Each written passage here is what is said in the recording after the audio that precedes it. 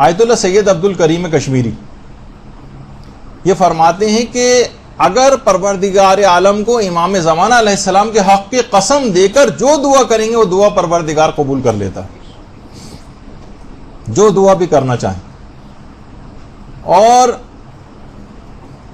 جیسے کہ ابھی آگے چل کر آپ ایک کلپ کے اندر سنیں گی بھی کہ عرفا فرماتے ہیں امام کو ویسے تو آپ کسی بھی نام اور لقب سے یاد کریں، امام مدد کے لیے آتے ہیں. ایک لقب ایسا ہے کہ امام کو اگر اس لقب سے آپ پکار کر دعا کریں تو جتنا اس تیزی کے ساتھ اس پر آتے ہیں امام، اور کسی نام اور لقب سے پکارنے پر اتنی تیزی کے ساتھ مدد نہیں ہوتی. اور وہ لقب ہے یا ابن الزہرا، اے زہرا کے بیٹے. اللہم صل علی محمد.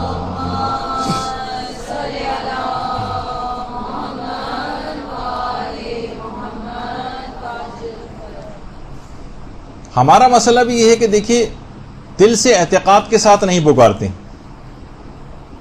خود ہمیں اپنی دعا کے اوپر ہی یقین نہیں ہوتا، اور اس کے لیے ضروری ہے کہ امام پر بھی اتنا ہی اعتقاد اور یقین.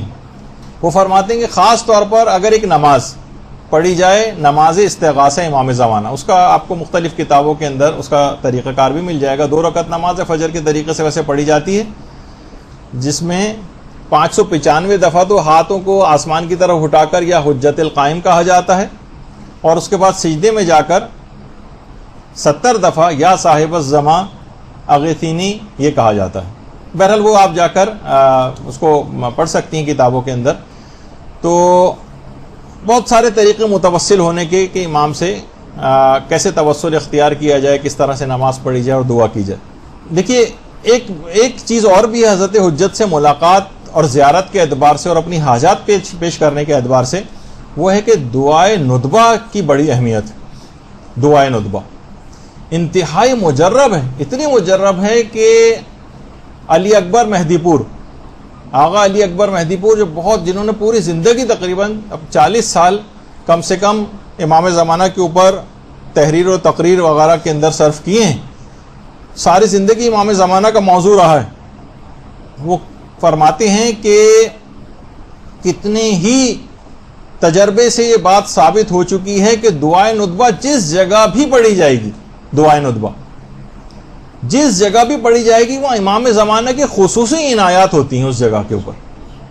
کہنے کتنے ہی بڑے بڑے علماء کی مثالیں انہوں نے لکھی ہیں.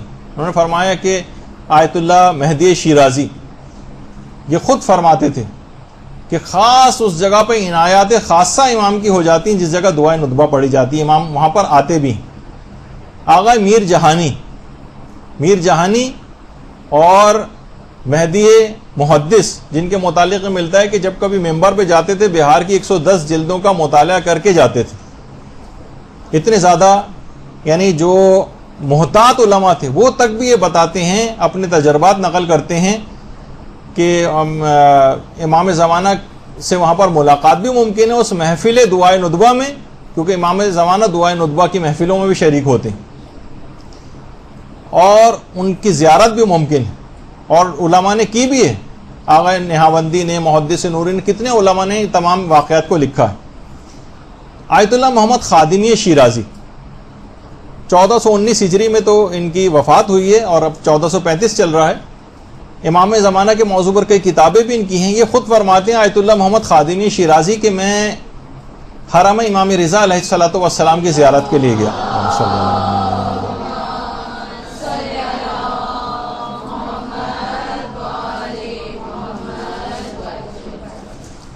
وہاں زیارت کے لیے گیا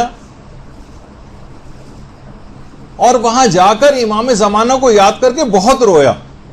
دیکھیے یہی تو بات ہے کہ ہمیں کوئی تڑپ پیدا ہی نہیں ہے، اسی وجہ سے امام سے ملاقات ہمارے لیے بالکل بے معنی ایسی بات ہو کر رہ گئی، کوئی تڑپ ہی نہیں. کہہ رہے میں وہاں جا کر امام رضا کے روضے پر جا کر ان کے قبر مبارک پہ جا کر بہت زیادہ رویا، اور اس کے بعد جب واپس آیا اور گھر آ کر سویا تو میں نے خواب میں امام زمانہ علیہ السلام کی زیارت کی.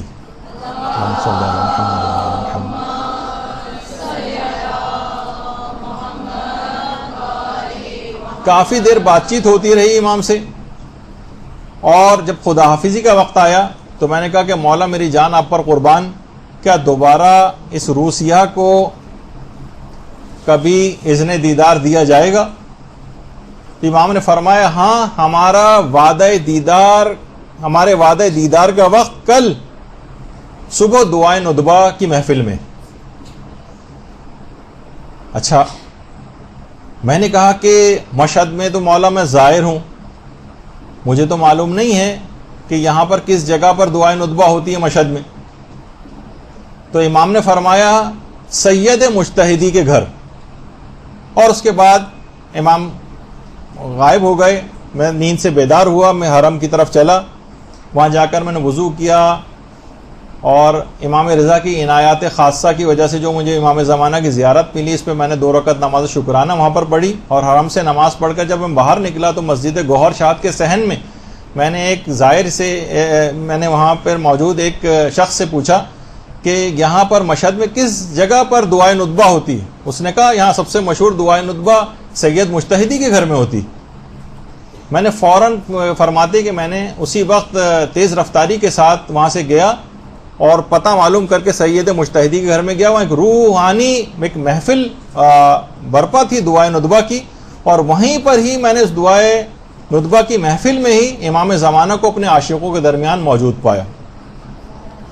اللہم صلی اللہ علیہ وسلم۔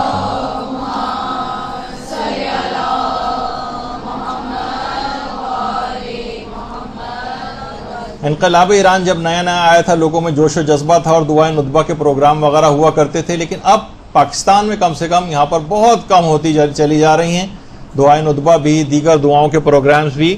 ان کو دوبارہ گھروں کے اندر رائج کرنا چاہیے تاکہ امام زمانہ کی عنایات اس جگہ کے خاص اس جگہ کے اوپر جہاں دعائے ندبہ پڑھی جاتی ہے، آپ لوگ گھروں کے اندر اس دعا کا انعقاد کریں۔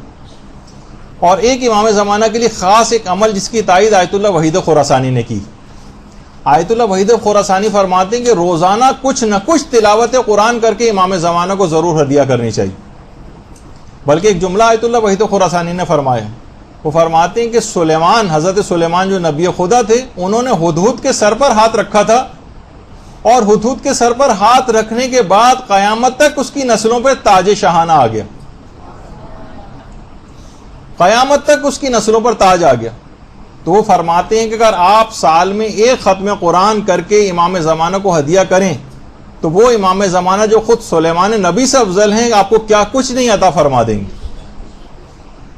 تو اچھا، اب اگر ظاہر ہر شخص چاہتا ہے، جیسے کہ ابھی آپ نے سنا تقی موسوی اصفہانی کا کہ ایمان میں شامل ہے امام زمانہ سے ملاقات کی خواہش۔ آیت اللہ عبد الکریم کشمیری فرماتے تھے جتنا شدید تقوی آپ اختیار کرتے چلے جائیں گے اتنا ہی امام زمانہ تک رسائی کی راہ ہموار ہوتی چلی جائے گی، جتنا تقوی شدید ہوگا اتنا امام تک پہنچنے میں آسانی ہوگی۔ اور فرماتے تھے کہ اگر آپ چاہتے ہیں کہ روزانہ 1 گھنٹہ حضرت حجت کی خدمت میں ان کے ساتھ بیٹھیں تو خلوت کی جگہ پر زیارت آل یاسین پڑھیں۔ اگر آپ چاہتے ہیں کہ روزانہ 1 گھنٹہ امام زمانہ کی خدمت میں حاضری دیں، وہ تمام فیوز و برکات حاصل کریں جو 1 گھنٹہ امام کی محفل میں رہنے سے حاصل ہوتے ہیں، تو کہتے تھے کہ خلوت کی جگہ پر زیارت آل یاسین پڑھیں۔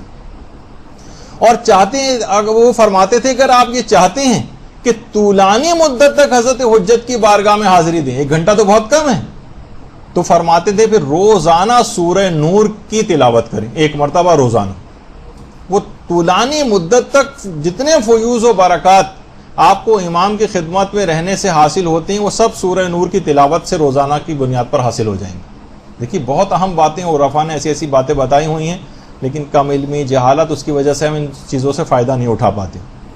چشم برزخی جو یہ کھل جاتی ہے، امام کا دیدار کرنا ممکن ہو جاتا ہے۔ چشم برزخی کھولنے کے لیے خاص طور پر گناہوں سے اپنے آپ کو تو بچانا ہی ہے۔